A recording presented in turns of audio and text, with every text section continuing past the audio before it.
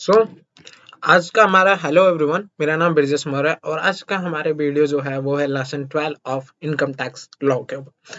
जो लेसन 12 है वो बताती है basic of goods and service tax. जो गुड्स सर्विस टैक्स है उसकी बेसिक के बारे में पढ़ेंगे हम। चलिए देखते हैं आखिर हम इस चैप्टर में क्या क्या पढ़ेंगे। तो पहला basic concept on overview of GST हमने ये पहले चैप्टर में भी पढ़ चुके थे। जब 11 हम लेसन 11 पढ़ रहे थे उसमें भी हम पढ़ चुके थे।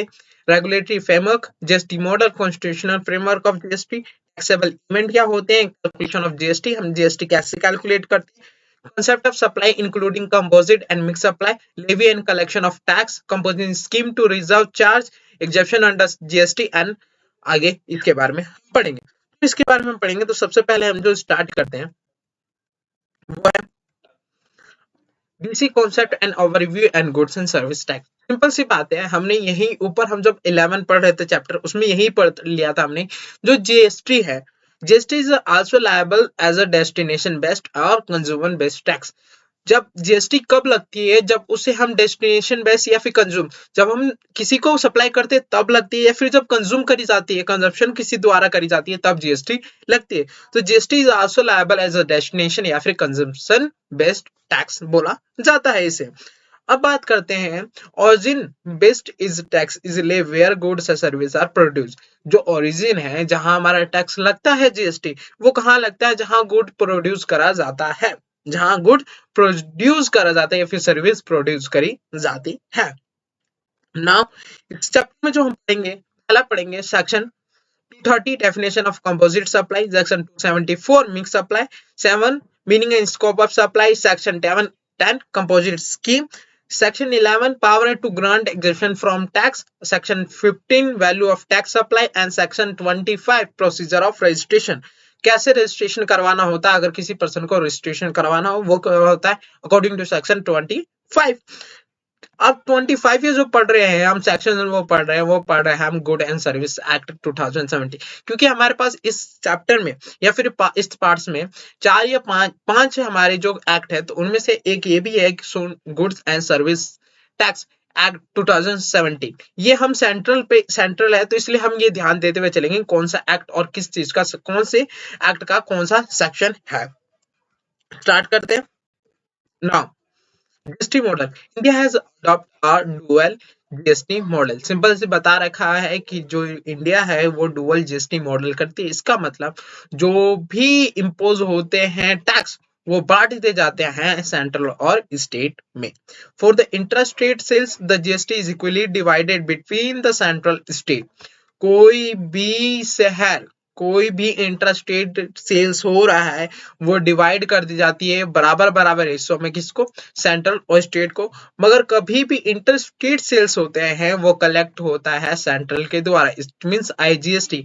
अब इंटर स्टेट क्या होता है ये भी बता देता हूँ। अगर कोई भी जब किसी शहर के बीच, जैसे बात करी जाए दिल्ली की बात कर रहा हूँ, दिल्ली के अंदर एक सिटी से एक विलेज या एक सिटी से तो दूसरी सिटी पे ले जाया जाता है, तो उसे inter state, with in state कोई भी ट्रांसफर होता है, कोई भी कंजप्शन होता है, उसे हम इंटर स्टेट सेल्स कहते हैं। मगर अगर बात करें दो डिफरेंट स्टेट के बीच हो रहा है, उसे हम इंटर स्टेट सेल्स कहते हैं। जैसे मुंबई और जब दिल्ली के बीच कोई भी ट्रांसफर हो रहा है, कोई भी सेल्स, कोई परचेज हो रहा है, तो वो क्या है, इंटर स्टेट सेल्स कहलाएगा according to GST act.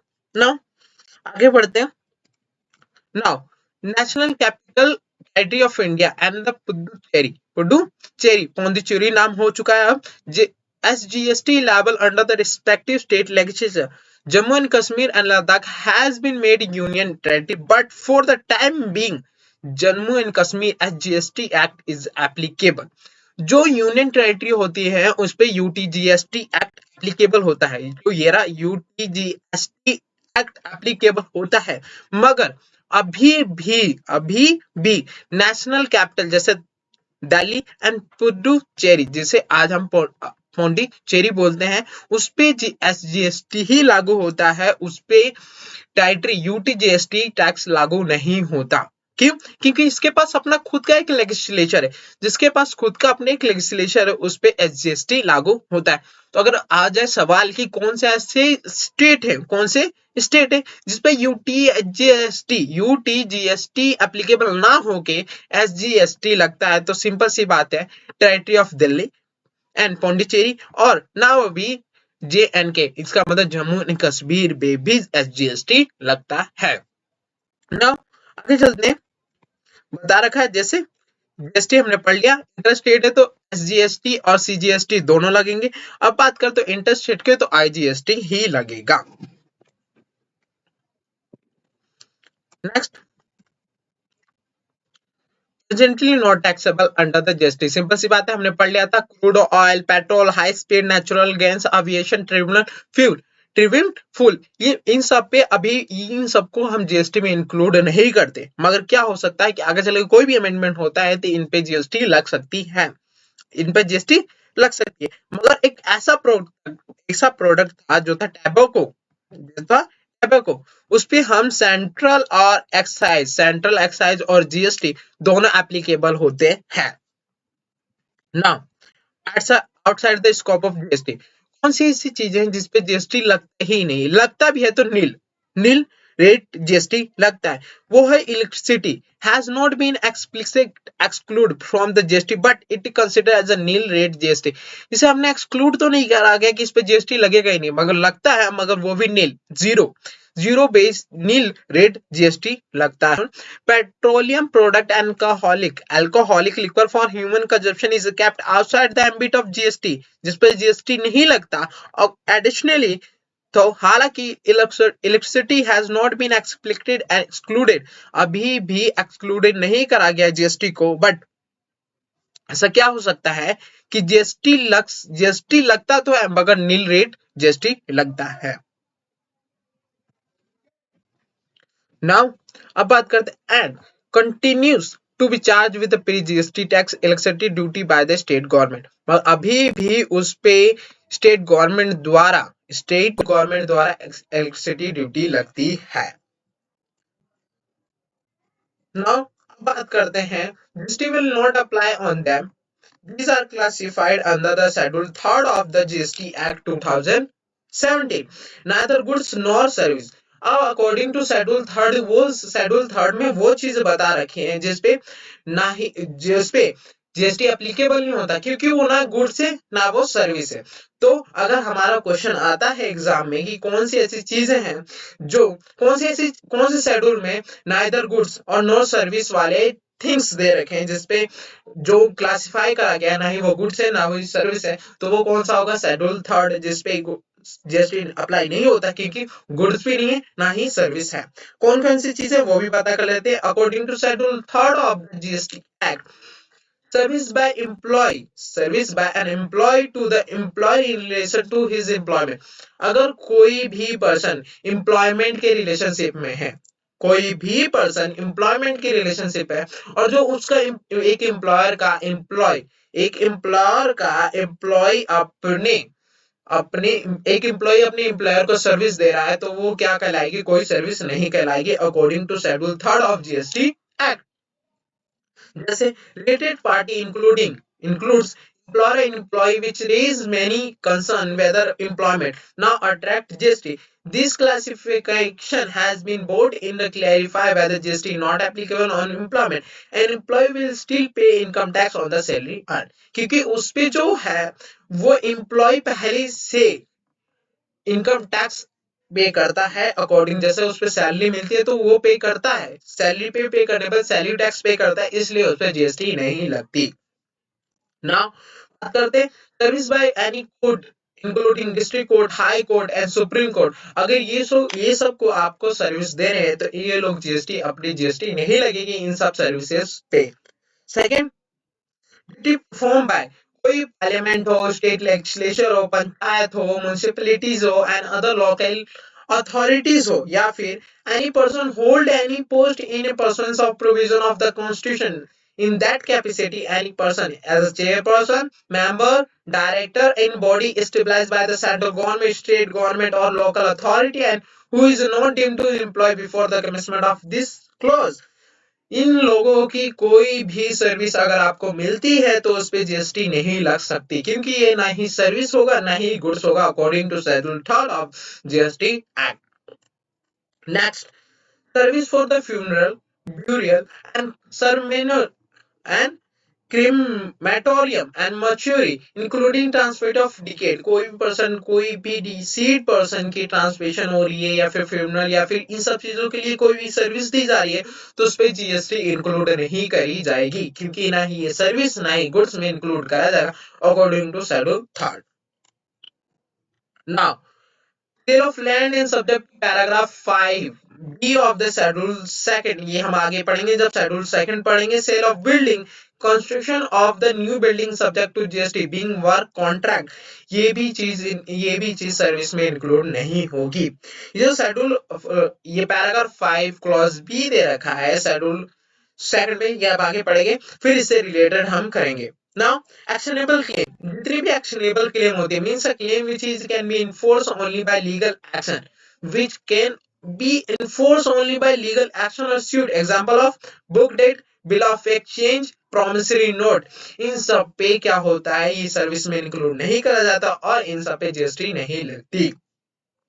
Now, actionable claim are neither product nor he service, जैसे मैंने बताया, can be considered as something in lieu of money, so GST will not applicable. Lottery, betting and gambling attract GST, मगर जैसे bill of exchange है, promissory note है, book date है, इन सब पे जीएसटी एप्लीकेबल नहीं होती।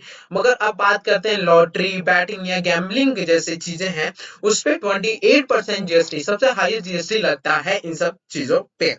Now next, supply goods from the place in the non-taxable territory to another place in the non-taxable territory without such good entering into India, कोई भी territory कोई भी टेरिटरी जहां टैक्स नहीं लगता हो, कोई भी टेरिटरी को जिस पे टैक्स नहीं लगता हो, वो बिना इंडिया में एंट्री करे ही बाहर से बाहर ट्रांसफर हो जा रहा है, बाहर से बाहर ट्रांसफर हो जा रहा है, तो उस पे जीएसटी नहीं लगेगी, क्योंकि ये भी सर्विस या फिर गुड्स में इंक्लूड नहीं करी जाएगी according to schedule 3। Supply in custom port before the home consumption, before home consumption, कोई भी सप्लाई हो रहा है कस्टम पोर्ट में, क्योंकि वो कस्टमरी एक्ट में आ जाता है, तो इसलिए उस पे भी जीएसटी नहीं लगेगी। सिंपल। नाउ बात करते हैं टैक्सेबल इवेंट, कौन सा ऐसे इवेंट होता है जहां टैक्सेबल एप्लीकेबल होता है, जब हम उस पे टैक्स लगाएंगे ना। Crux of any taxation system is incidence, that is the point at which liability to charge tax arise and that event is nomenclated as a taxable event, कोई भी liability जब arise होती है, जब arise होती है, जैसे destination based and consumption based हमारी जीएसटी है, तो जब डेस्टिनेशन हम पहुंचाते हैं, कोई भी प्रोडक्ट हम पहुंचाते हैं किसी के पास या फिर किसी को सेल करते हैं कंजप्शन बेसिस के लिए, तो जब हम वो इवेंट आ रहा है, जब हम डेस्टिनेशन पहुंचा दे रहे हैं प्रोडक्ट या फिर कंजप्शन करने के लिए किसी को सेल कर रहे हैं, तो जब हम सेल कर रहे हैं तब वो हमारा एक टैक्सेबल इवेंट कहलाता है, तब जीएसटी अराइज होती है कि हम उस प्रोडक्ट पे या फिर उस प्रोडक्ट पे या फिर उस सर्विस पे या फिर गुड्स पे हम जीएसटी चार्ज करेंगे ही। नाउ कैलकुलेशन ऑफ जीएसटी की बात करते हैं, अब कैलकुलेशन ऑफ जीएसटी की बात करते हैं, तो कैलकुलेशन कैसे होगा, good and service tax taxable amount of is into में जीएसटी रेट। सिंपल सी बात है, अगर मेरा प्रोडक्ट 1000 का है, अगर 1000 रुपीज का मान लीजिए, तो क्या होगा कि उस प्रोडक्ट पे मान लीजिए जाए कि 18% जीएसटी लगता है, 18% जीएसटी लगता है, तो मैं क्या करूंगा 18% से उसे इंटू कर दूंगा, इसका मतलब हमारा जो जीएसटी है वो हमारा हो जाएगा 18 rupees.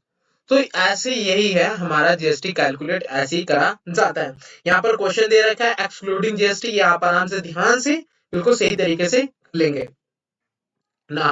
Concept of supply, supply is taxation or taxable event under GST goods, the term supply characteristic by following necessary traits। अगर हम किसी भी कौन से ऐसे चीजें जिन्हें हम सप्लाई कहेंगे, किसी भी हम सप्लाई कहेंगे, वो कुछ ऐसे नेसेसरी ट्रेड्स है, उन्हें हम ध्यान देंगे। सप्लाई शुड बी गुड्स और सर्विस, कोई भी सप्लाई जब होती है वो या गुड्स होनी चाहिए वो सर्विस होनी चाहिए।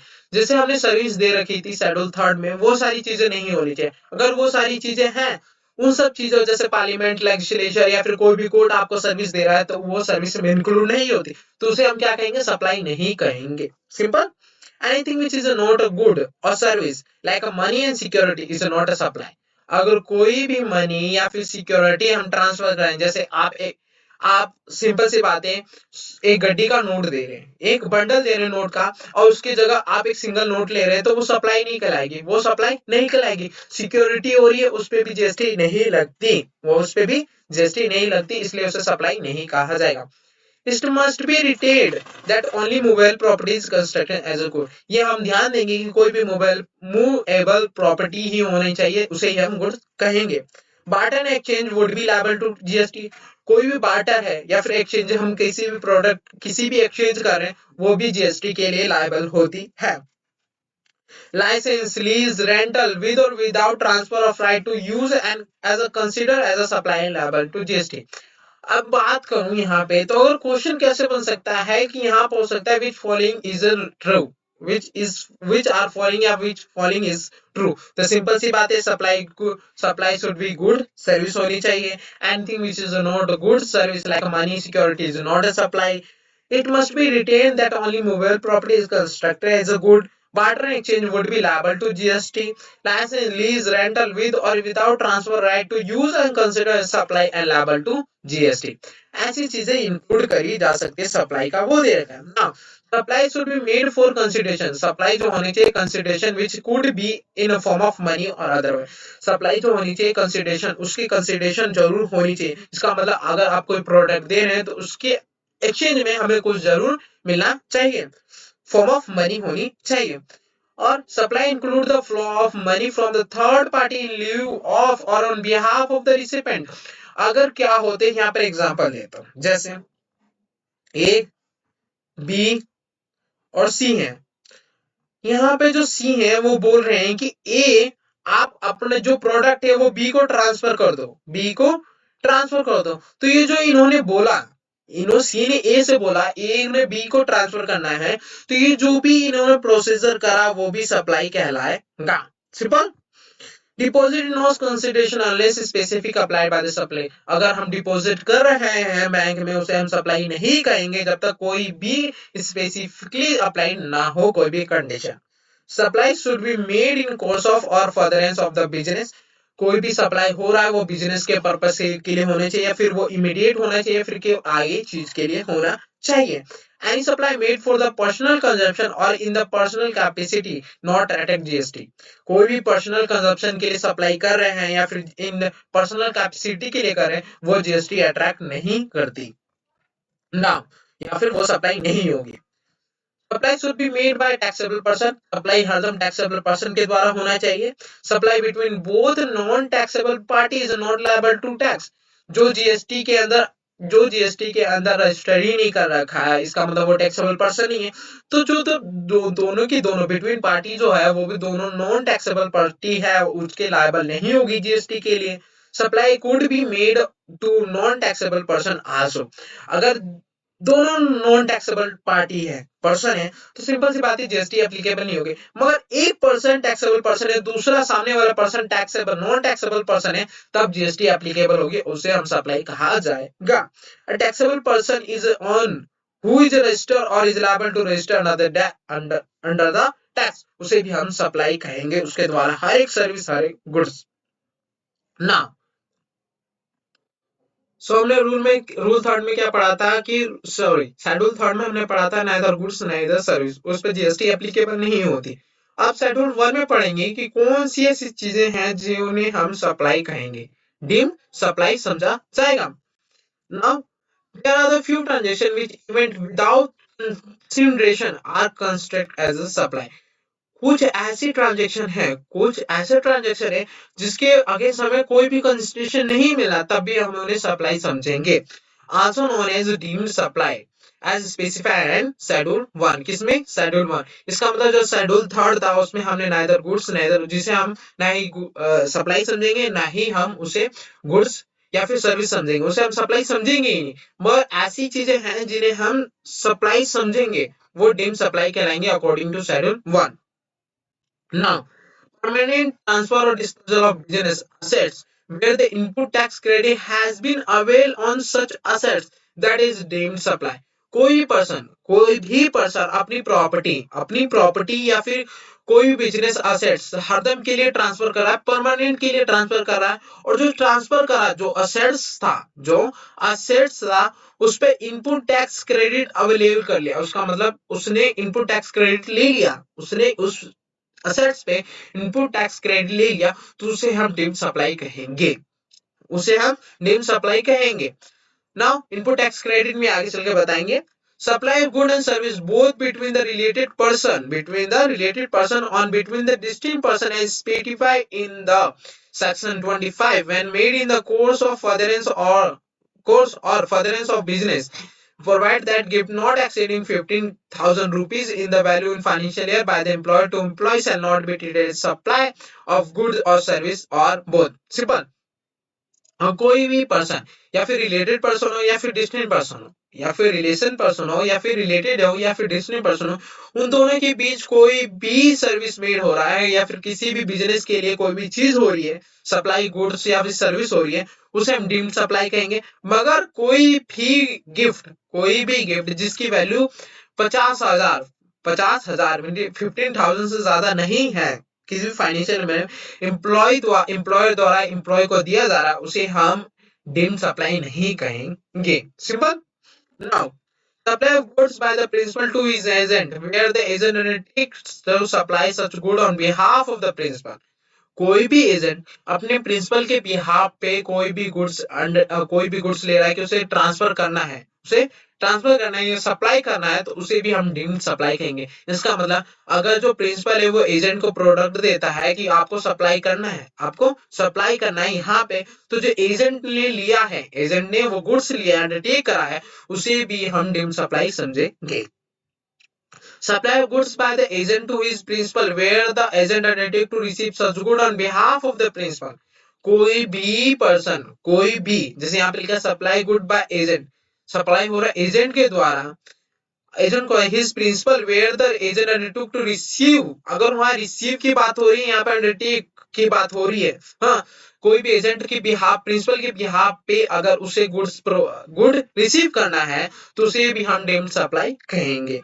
Import of the service by person from a related person और from any of his other establishment outside India, और कोई भी इंपोर्ट हो रहा है आउटसाइड इंडिया से फ्रॉम द रिलेटेड पर्सन, तो उसे भी हम डीम्ड सप्लाई कहेंगे अकॉर्डिंग टू शेड्यूल, कौन सा शेड्यूल 1 ना। ऊपर जो दे रखी है वही चीजें यहाँ पे नीचे आप आराम से पढ़ सकते हैं।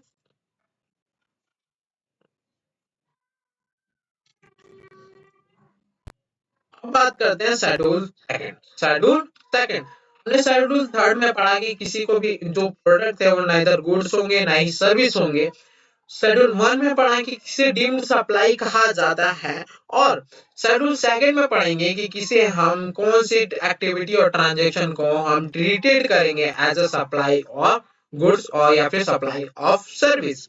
Now supply of goods, transfer of title in goods that called is supply of goods. अगर हम अपना टाइटल जो ट्रांसफर सिंपल सी बात है गुड्स ट्रांसफर कर रहे हैं या फिर टाइटल ही उसका ट्रांसफर कर दें, उसे हम सप्लाई ऑफ गुड्स कहेंगे। Example, A of Delhi deal in electronic goods, किसमें ए जो पर्सन है वो दिल्ली में रहता है, वो डील कर रहा है इलेक्ट्रॉनिक गुड्स से। He transfer the title of television set for an agree consideration to be of Delhi in January 2020. In the given cases, the transfer of title in the television shall be considered as supply. Simple सी बात है, ए ने deals करा electronic goods से, उसने अपने title of television, जो television का टाइटल है, उसे किसो बी को ट्रांसफर कर दिया फॉर द कंसिडरेशन। जो उसने टाइटल ऑफ टेलीविजन है ट्रांसफर करा बी को, उसे भी हम कंसिडरेशन कहेंगे according to schedule second. Now बात करते हैं supply of goods. Transfer of title in goods under the agreement where the property in goods pass at the future date or the payment of full consideration. हमने कोई agreement बनाया है कि हम जो ट्रांसफर कर रहे हैं ये गुड्स का, वो आगे चल के किसी टाइम पे फ्यूचर डेट में कर देंगे, जब हमारे पूरा का पूरा कंसिडरेशन आ जाएगा तब। तो ये जो एग्रीमेंट बनाया उन्होंने, उसे भी हम क्या कहेंगे, transfer of supply of goods कहेंगे according to schedule second. Supply of goods, permanent transfer or disposal of goods forming part of business assets by or under a direction of person carrying on business whether or not for the consideration. Example की बात करूं, A is a carrying on business of consumer durable product. He disposed of defective refrigerator for the 15,000 to B, where his normal price is 3,15,000. Aforesaid disposal shall be considered as a supply good. कोई भी ए है वो business कर रहा है, consumer of consumer durable product. अब क्या हो गया, जो ए है वो डिपोज कर रहा है ऑफ डिफेक्टिव रेफ्रिजरेटर. किसका? बी का. किसके लिए? 5,000 के लिए. जो बी ने गुड्स दी ए को, क्योंकि वो क्या करेगा? डिस्पोज करेगा. तो डिस्पोज करने का जो उन्होंने डिस्पोज सप्लाई बी ने ए को दिया, तो उसे भी हम सप्लाई माना जाएगा. Now, any good forming part of business asset will be deemed to be transferred in the furtherance of business before any person cases to taxable supply. Now, exception दे रखा है. Business transfer as a going concern, उसे हम नहीं कहेंगे, उसे हम supply नहीं मानेंगे. Business is carry on the by personal representative who is deemed to be taxable person, उसे भी हम सप्लाई नहीं कहेंगे. Now supply of goods by an incorporated association or body of person to a member thereof for case or default or other valuable consideration, उसे भी हम supply of goods कहेंगे. यहाँ पर पॉइंट क्या है? Unincorporated association. अनइनकॉर्पोरेटेड जो भी एसोसिएशन या बॉडी ऑफ इंडिविजुअल है, अगर उसके मेंबर केस के लिए फॉर या डिफर्ड पेमेंट के लिए अदर वैल्यूएबल कंसिडरेशन के लिए कोई भी सप्लाई करें गुड्स का, उसे भी हम सप्लाई ऑफ गुड्स जरूर कहेंगे. बात करते हैं सप्लाई ऑफ सर्विस की. Any transfer of rights in goods or undivided shares in goods without transfer of title, उसे हम सप्लाई ऑफ सर्विस कहेंगे. एग्जांपल की बात करें, a transfer right to use of generator for a period of 2 months for an agree consideration be in the February. The foregoing transfer of generator without transfer of title in generator shall be treated supply. अब simple सी बात है, यहाँ पर बताया गया ए ने अपना जो जनरेटर है वो बी को दे दिया कि आप 2 महीने के लिए इस जनरेटर को यूज कर सकते हैं. तो जनरेटर जो यूज करेगा बी, उसके बदले उसे कंसिडरेशन देगा, इसका मतलब प्राइस देगा, मनी देगा उस जनरेटर को यूज करने का. तो जो इन्होंने राइट दिया यूज करने का गुड्स, तो ये जो यूज करने का गुड्स राइट दिया गया बी को, उसे हम क्या कहेंगे? सप्लाई ऑफ सर्विस कहेंगे.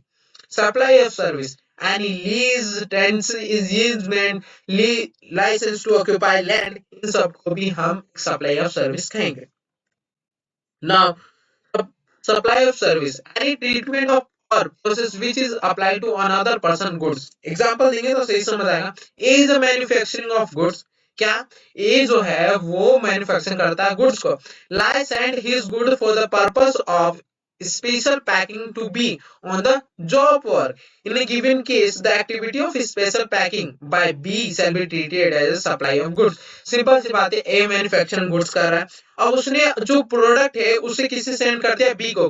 किसके लिए? पैकेजिंग के लिए. जब उसने पैकेजिंग करने के लिए बी को भेजा, तो जब बी ने जो पैकेजिंग करी, तो वो जो पैकेजिंग करी उसे हम सप्लाई कहेंगे, उसे हम सप्लाई ऑफ सर्विस कहेंगे, क्योंकि वो सर्विस दे रहा है. Further it shall be material whether be use his on packaging material और या फिर same provided by the A, तो उसे हम सप्लाई ऑफ सर्विस ही कहेंगे.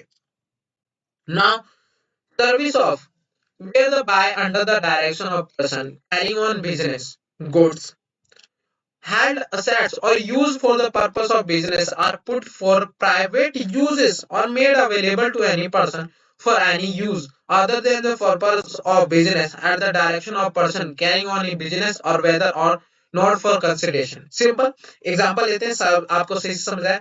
A deals in the home appliance. Home appliance, washing machine, refrigerator, etc. He used computer in his shop for the keeping the track of inventory and for the other business purpose.